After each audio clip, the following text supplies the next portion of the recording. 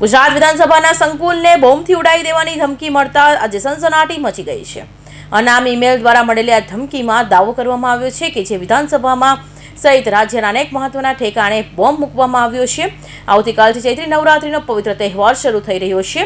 પૂર્વે અનેક પ્રકારની ધમકી મળતા સુરક્ષા એજન્સીઓ ભારે તાળધામ મચી ગઈ છે।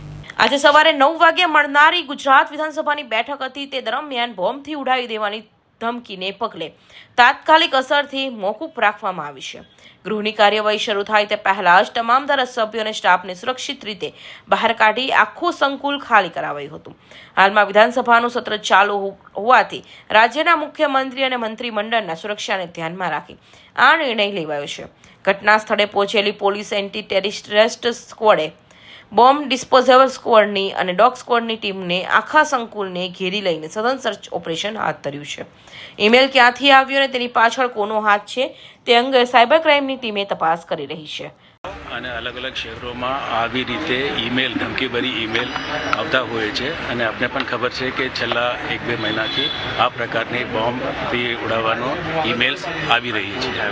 આ દિશામાં Ahmedabad cyber crime, cyber centre of excellence and cyber cell વિભાગ આ બાબતમાં ઊંડાપૂર્વક તપાસ કરી છે અને જે ઈમેલ મોકલનાર છે એને પણ આપણે અરેસ્ટ કરવામાં સફળતા મળી છે।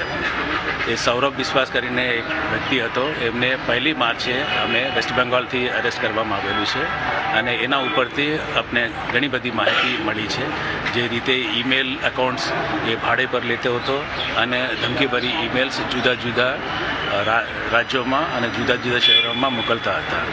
એ જ પ્રકારની આજે રોજ ગુજરાતમાં વિધાનસભા બાબતમાં અને બાકીના જે સ્કૂલો બાબતમાં પણ એ ધમકીભરી ઈમેલ મળવામાં આવેલી છે। એના અનુસંધાને ગુજરાત પોલીસ તમામ જે સ્ટાન્ડર્ડ ઓપરેટિંગ પ્રોસિજર્સ છે કે dog squad and bomb disposal squad એ તમામ ચેકિંગ વગેરે કરવામાં આવેલું છે। કોઈ શંકાસ્પદ વસ્તુ મળી આવેલ નથી અને મારે નમ્ર વિનંતી છે કે કોઈ પ્રજા એને ગભરાવાની કોઈ જરૂર નથી। ગુજરાત પોલીસ સક્ષમ છે, એને ઊંડાપૂર્વક તપાસ કરશે અને જે કંઈ એના પાછળ છે એને સફળતાપૂર્વક એને પકડવામાં આવશે। ખાલિસ્તાનનો ઉલ્લેખ મેલની અંદર સાયબરનું આટલું મોટું યુનિટ છે અને દર અઠવાડિયામાં એક વખતે આ પ્રકારના થ્રેટમેલ આવે છે, તો બગમેલ રોકી કેમ નથી શકાતા? ક્યાં તકલીફ પડી રહી છે? એમાં એ ઇન્વેસ્ટિગેશનનો ભાગરૂપ છે અને અમે જે VPN કરીને જે છે એ ત્યાં સુધી અમે પહોંચીએ છીએ, પણ અમુક લિમિટેશન્સના કારણે અમે જે ઊંડાપૂર્વક આપણે પહોંચી નથી શકતા, પણ અમે કેન્દ્રીય એજન્સી સાથે સંકલનમાં છે અને ટૂંક સમયમાં એ પણ આપણે સફળતા મળશે। મેલની અંદર ખાલિસ્તાનનો પણ જે ઉલ્લેખ કરવામાં આવ્યો છે, અન્ય શાળાઓ અને જગ્યાનું પણ નામ લખવામાં આવ્યું છે। સ્વાભાવિક છે કે જે રીતે પ્રજાને જે ગભરાવવાની કોશિશ કરી રહ્યા છે એ બાબતમાં એ લોકો જુદા જુદા નામ વાપરતા હોય છે। અમુક સમયે બીજા સંસ્થા સાથે, બીજા વખતે બીજા સંસ્થા સાથે એ રીતે એ લોકો એ નામથી મોકલતા હોય છે। આજના દિવસની ધમકી હતી કે ધમકીની અંદર 25 તારીખ સુધી ગમે ત્યારે બ્લાસ્ટ કરવાની ધમકી છે? જે રીતે મેં અગાઉ કીધું છે કે એ અલગ અલગ મોડસ ઓપરન્ડી વાપરતા હોય છે, ક્યારે એક ચોક્કસ ટાઈમ આપે છે અથવા કોઈ લાંબા સમયનો અંતરાલ પણ આ મેલની અંદર શું છે? આ જે મેલ આજે વિધાનસભાને મળ્યો એની અંદર શું?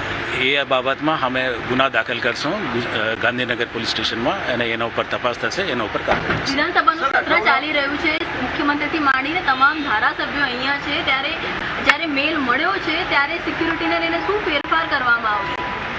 સિક્યુરિટી પહેલેથી જ આપણે વિધાનસભા સંકુલની જે સ્ટાન્ડર્ડ ઓપરેટિંગ પ્રોસિજર છે અને એ પ્રમાણે જ આપણા માણસો તૈનાત હતા, એને પણ અમે રિવ્યૂ કર્યું છે અત્યારે અને આવતા દિવસોમાં કે એને સુધારા વધારા કરવાની જરૂર પડે તો અમે એ પણ શેડ્યુલ પણ ડિક્લેર થઈ ગયું છે।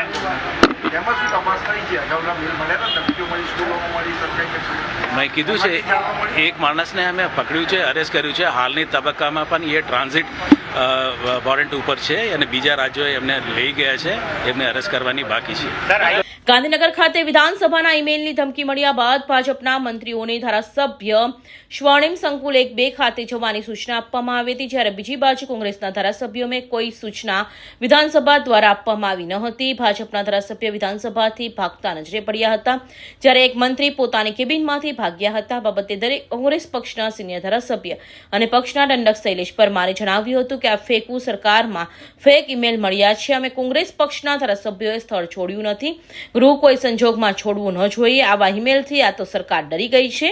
તો પ્રજામાં કેવો મેસેજ જાય છે તેમણે જણાવ્યું હતું કે વિધાનસભામાં પત્રકારો, પોલીસ અને કોંગ્રેસના ધારાસભ્ય સિવાય તમામ લોકોએ ખાલી કરી દીધી છે. કૌશિક પટેલનો રિપોર્ટ, ટીવી ન્યૂઝ, સુરત.